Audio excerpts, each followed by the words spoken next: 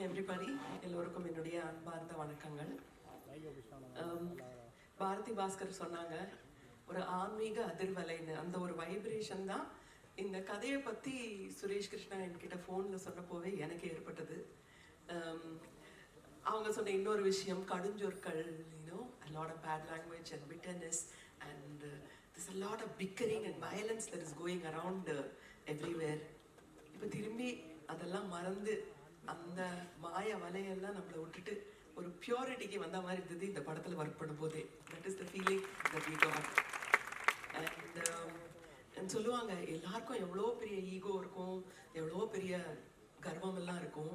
ஆனால் when you lose something or when you're completely down and out, when your knees hit the ground of helplessness, some miracle that happens in you that makes you believe in the world all over again. So I think that has happened to all of us. நம்ம வாழ்க்கையில் எல்லாருக்கும் ஒரு தடவை நடந்திருக்கு. எதுவுமே முடியாம கையால் ஆகாத மாதிரி போகும்போது தான் நமக்குள்ள ஒரு மிரக்கல் நடக்கும். அந்த மாதிரி இந்த ஃபிலிம் இந்த கதை மக்களுக்கு போய் சேரணும் அப்படிங்கிறது எங்களுடைய ஆசை. சுரேஷ் கிருஷ்ணாவோட எக்ஸலண்ட் எஃபர்ட். அந்த படத்தோட ஷூட்டிங் மொத்தமாவே அவங்க சொன்ன அந்த ஆன்மீக அதிர்வலை இருந்தது. என்னை காசிக்கு கூட்டிட்டு போனாங்க. நானா காசிக்கு போயிருப்பேனான்னு எனக்கு நான் வாழ்க்கையில கூட நினைச்சு கூட பார்த்ததில்லை. ஆனா சுரேஷ் கிருஷ்ணாவோட நல்ல மனசு, அவர் என்னை விட எங்க அம்மா வரணும்னு ரொம்ப ஆசைப்பட்டாரு. அதுதான் மனிதநேயம். நீங்க சொன்ன காலை தொட்டு கும்பிடணும்னு சொன்னார்ல, மனிதநேய டைரக்டர்னுட்டு, அது தினம் ஃபோன் பண்ணி மன்னி வர முடியாதா காசிக்குன்னு கேட்பாரு. இதுதான் மனிதத்துவம். ஸோ அப்படிப்பட்ட ஒரு டைரக்டர் இந்த படத்தை ஒரு ஃபெய்த் அண்ட் எவ்ரிதிங், எனக்கு பர்சனாலிட்டிஸ் எல்லாத்தையும் விட மனிதர்களோட ஃபெய்த் மேல அபரிமிதமான ஒரு நம்பிக்கை. இன்னைக்கு இந்த ஹால் எல்லாத்துலேயுமே இருக்கிற அந்த நம்பிக்கை, ஃபெய்த்து எல்லாமே சேர்ந்து இந்த மாய வலைய, இந்த சுற்றி இருக்கிற அந்த ஸ்மோக் மாதிரி இருக்கிற ஒரு ஃபசாடை எடுத்துட்டு இந்த மாதிரி நல்ல எண்ணங்களோட இருக்கிற படங்கள் இன்னும் நல்லா இருக்கணும், எல்லாரும் சந்தோஷமா இருக்கணும்னு ஆசைப்படுறேன். இந்த படத்துல எனக்கு வாய்ப்பு கொடுத்த சுரேஷ் அண்ட் கிரீஷ் அவர்களுக்கும் என்னுடைய நன்றி. என் கூட ஒர்க் பண்ண எல்லா கோ ஆர்டிஸ்டுக்கும் அவங்க அளவுக்கு நான் சின்சியரா இருந்தேன்னா எனக்கு தெரியல, பட் அவங்க கிட்ட இருந்து நான் நிறைய கத்துக்கிட்டேன். ஸோ இது ஒரு பாடமாகவும் இருந்தது. இந்த அனுபவமே எனக்கு ஒரு பாடமா இருந்தது. எனக்கு பாடம் கொடுத்த எல்லாருக்கும் நன்றி. So the shoot itself was very miraculous for me. ரெண்டு தடவை டான்ஸ் இருந்தது, ஒரு பீச் சீனும் இருக்கும். So it was all very very spiritual. So I hope Ananta means like endless, like போயிட்டே இருக்கும், endless இதுன்னு அர்த்தம். So அந்த மாதிரி spirituality should flow in everyone endlessly, and I think kindness is actually quite missing in the world now. I really hope with all this positive energy over here, kindness should flow like ஒரு நதி மாதிரி ஓடணும், kindness in the world. I really pray for that. Thank you for giving me this opportunity. Thank you. And of course, you're doing a great job. She looks very pretty and I really love the way you're acting. Thank you so much Abirami அவர்களே. நீங்க சொன்ன மாதிரி endless spirituality and நதி போல kindness நம்ம எல்லாரையுமே அரவணைக்கிறோம். Thank you very much.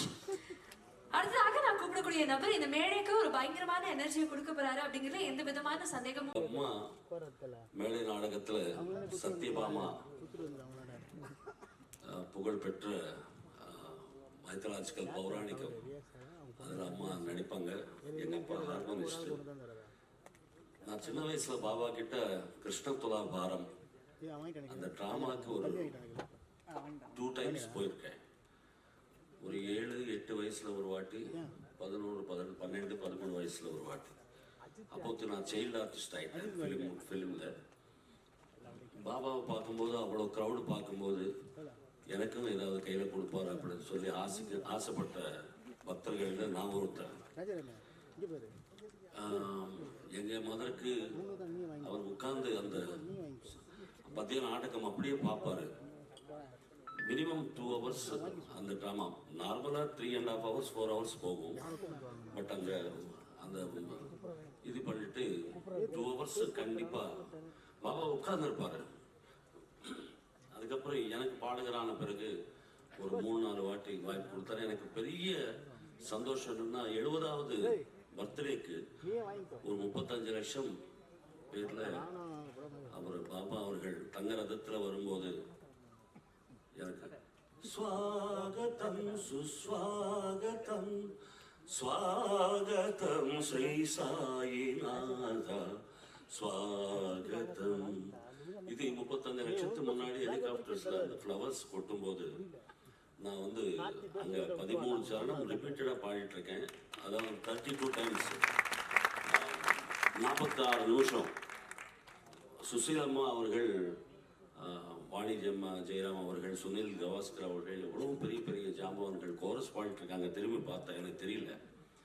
So திருப்பி 100வது ஆண்டுக்கு எனக்கு பாபா அவர்கள் வாய்ப்பு தந்ததுக்கு பாபாக்கு என்ன நன்றி சொல்ல தெரியல. பாடுவதற்கு, இந்த படத்தை பாடுவதற்கு வாய்ப்பு தந்தாங்க சுரேஷ் கிருஷ்ணா அவர்கள். தேடிட்டே இருக்க லிரிக்ஸ் தெலுங்கில் பாடினேன் அந்த bit songs. Thank you so much தேவாண்ணே.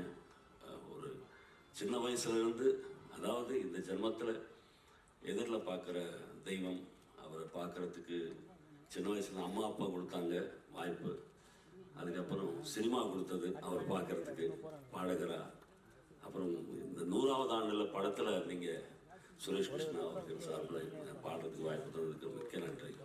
Thank you so much. நன்றி, வணக்கம்.